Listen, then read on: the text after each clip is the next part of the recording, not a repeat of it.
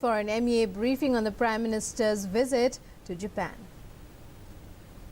Foreign Secretary is going to give you a broad overview of the discussions that were held, particularly in the evening at Kante with Prime Minister Abe, and thereafter he's open to taking a few questions. With that, I give the floor to Foreign Secretary. Thank you, Vikas. As you are aware, we are still in the middle of a visit, so we've done the first day of substantive talks, and tomorrow our Prime Minister will be going to Kobe in the Shinkansen train. Prime Minister Abe would be accompanying him, so I'm giving you the readout after the first formal session of talks. Today, the Prime Minister's day began with a call on His Majesty. And after that, he addressed a business meet. He met the CEOs of the two countries and then delivered an address at the Kaidanren. Then he received the Foreign Minister, Mr. Kishida. He received former Prime Minister Mori, who, as some of you would be aware, has a very special place in our relationship by virtue of the 2000 visit that he made, and he received the Meitei Minister. The talks were held this evening. There was a fairly long delegation level talks where bilateral relations were reviewed, and then there was a smaller group where regional global issues were discussed. This was followed by a banquet, by a press conference, signing of agreements, and a banquet, and now we are here at the end of the day. Essentially, we have released the joint statement, so many of you would have had the chance to look at it. What we had today was very much a follow-up of the 2014 and 2015 summits. One part of it was a review of a very strong follow-up of what was agreed to in the past. But the other part of it was really how do we take this relationship to a new level.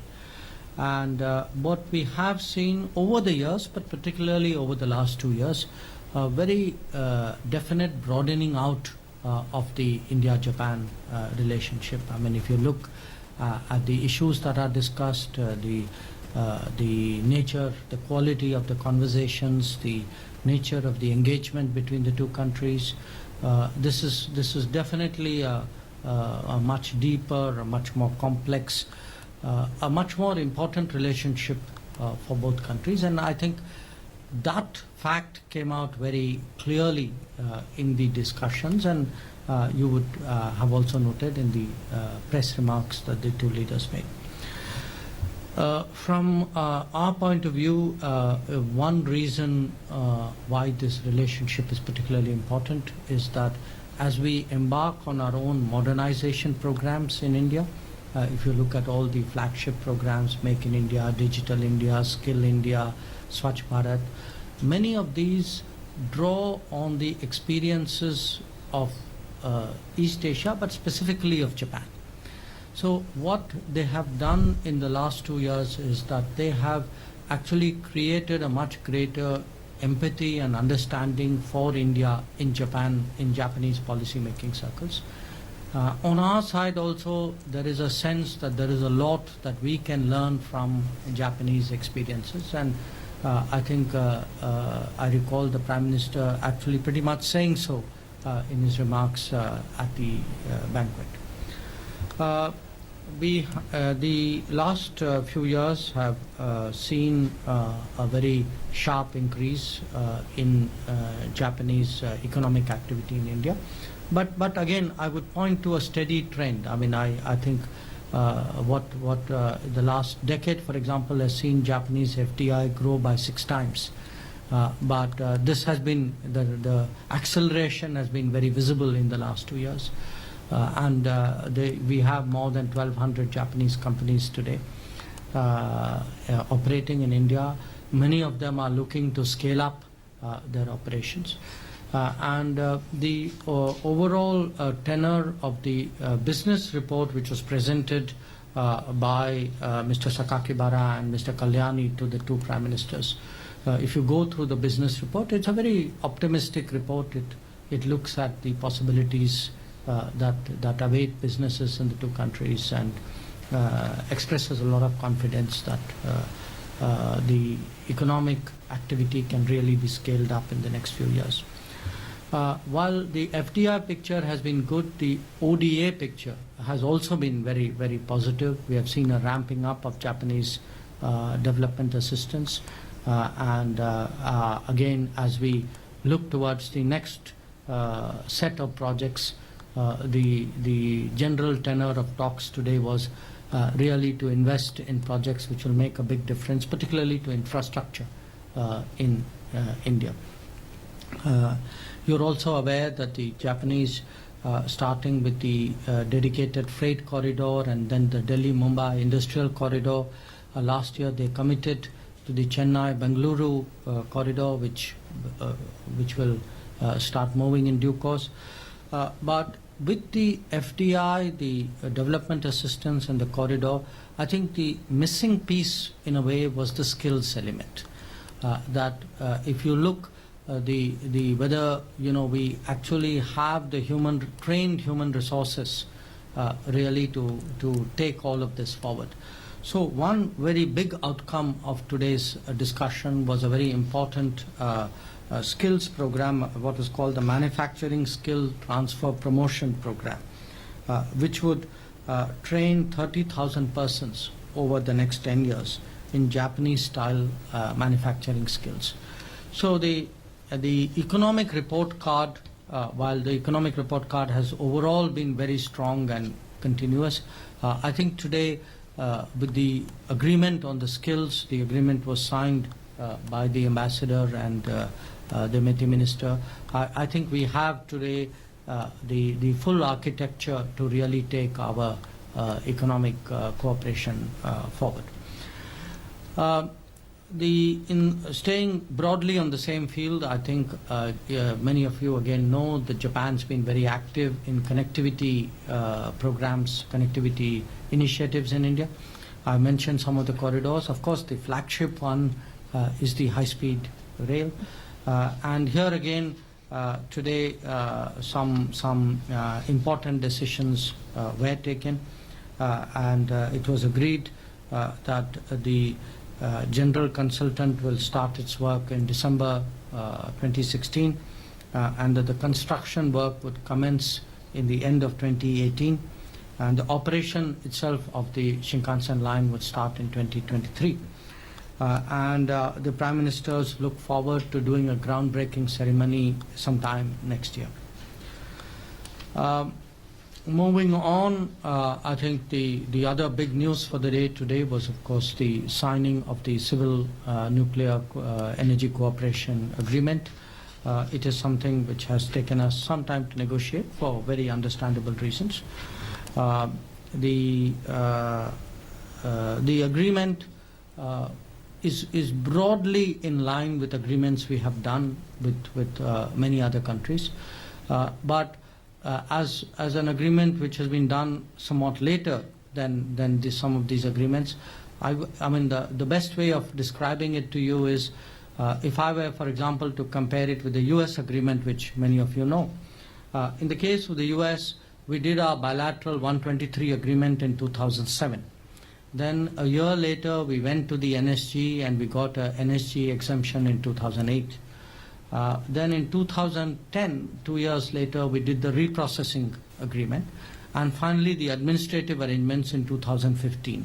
So if you look at it, it was really an 8-year endeavor spread over 4 stages. Now what we have tried to do, because it sequentially happens to be later, we have tried to actually compress these 4 stages into one. So what was contained in each of these 4 stages, the bilateral cooperation, the NSG exemption, the reprocessing, the administrative, is all captured into a single stage. That was essentially the agreement that was signed today. I'm not quite clear when we would release the text, so perhaps it's possible the ambassador, one of my colleagues, knows. But all I would tell you at this time is that it's very much on the lines of agreements which have been signed earlier, and which captures these 4 stages which I described to you in the case of the United States.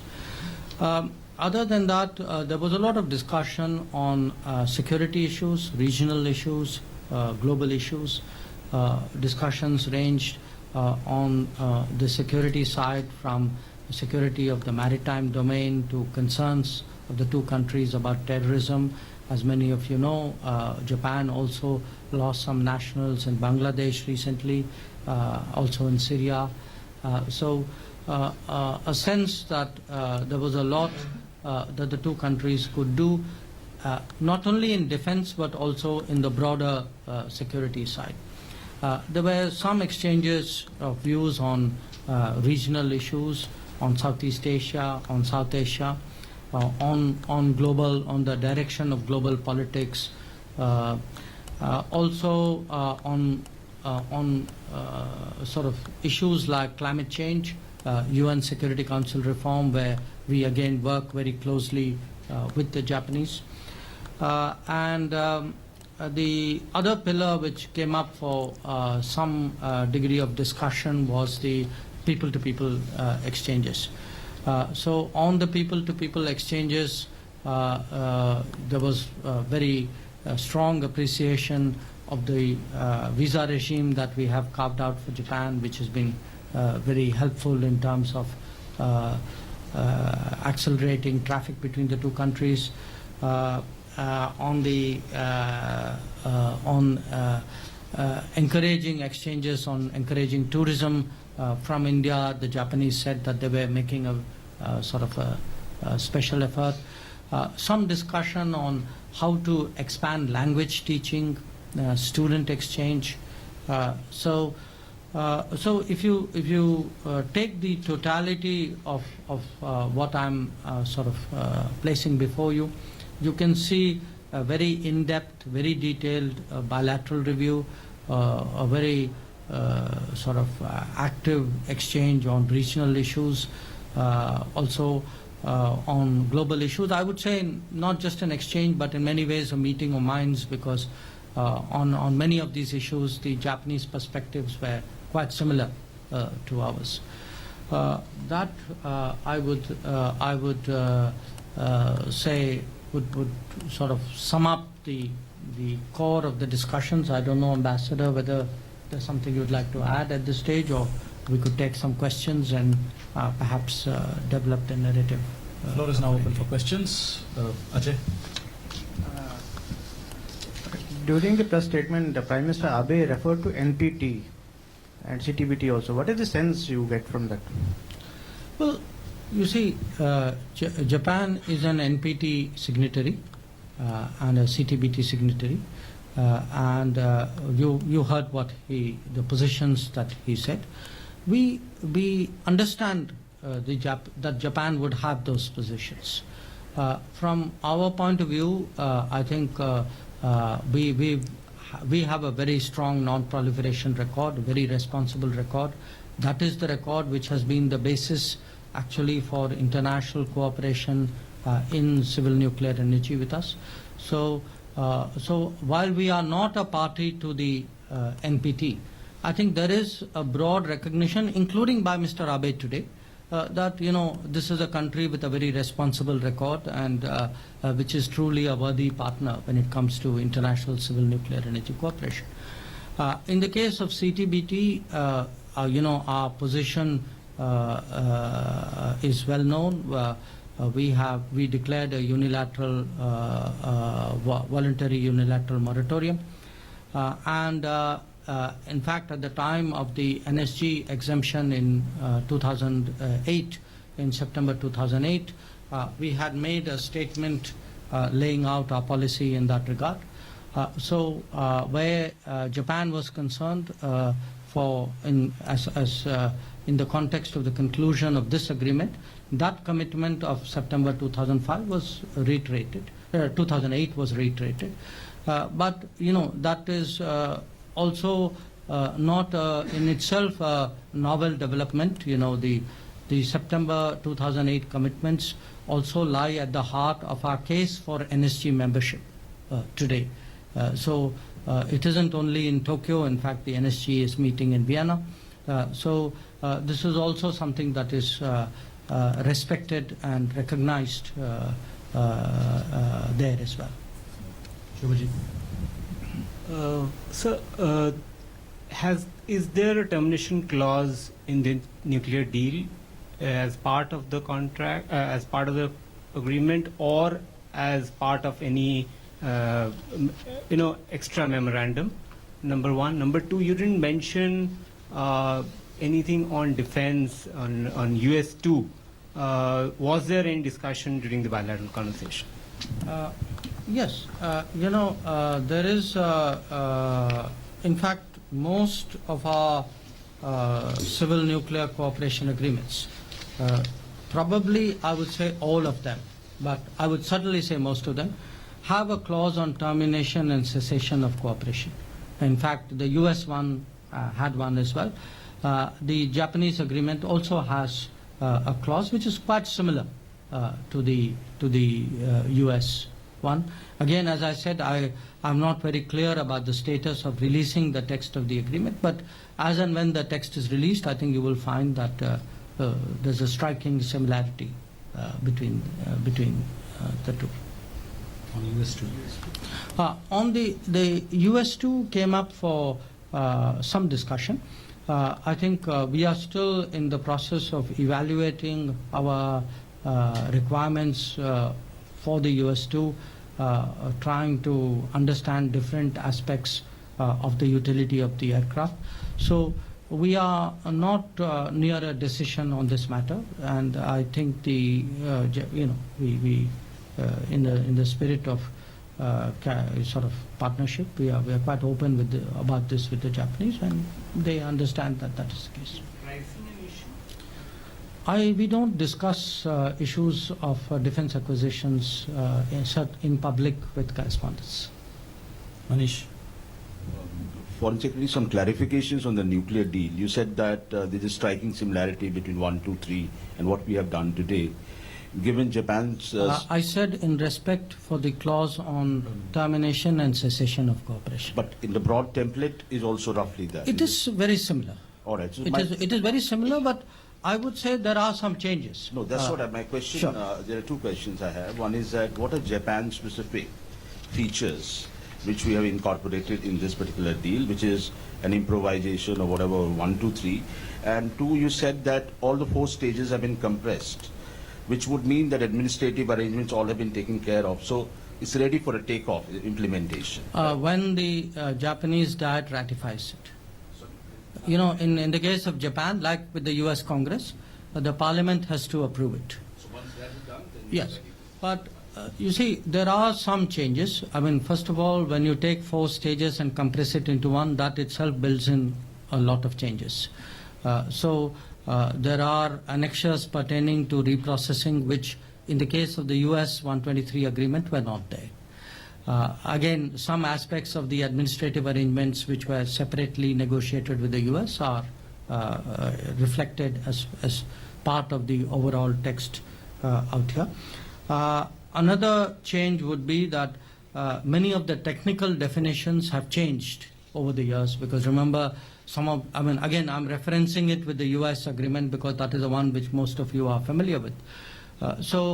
Between 2007 and 2016, it's been 9 years, so a lot of definitions have changed. So obviously the newer definitions are captured in this. We also, I think, have much more on nuclear safety and security, because these are, you see, while there is a general similarity, every one of the agreements to some extent reflect naturally the concerns and the priorities of the partner country.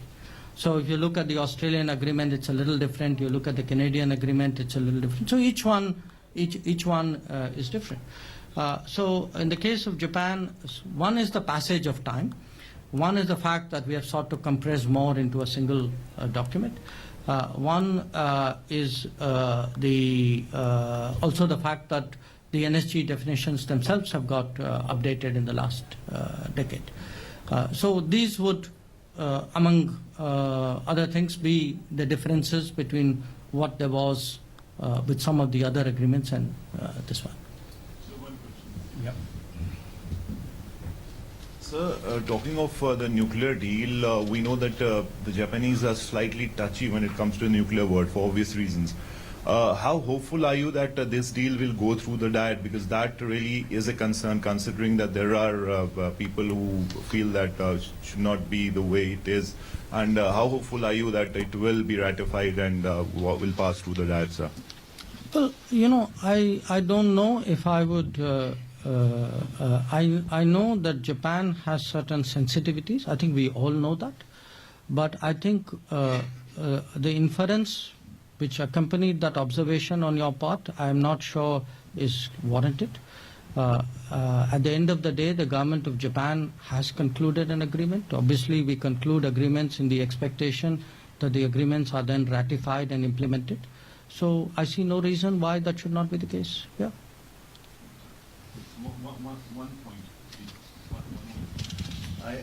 Sir, on the Indo-Pacific issue, Japan has reservations and is kind of wary of the Chinese assertiveness, and also in a way it wants some kind of backing as far as India is concerned, because we also have stakes there.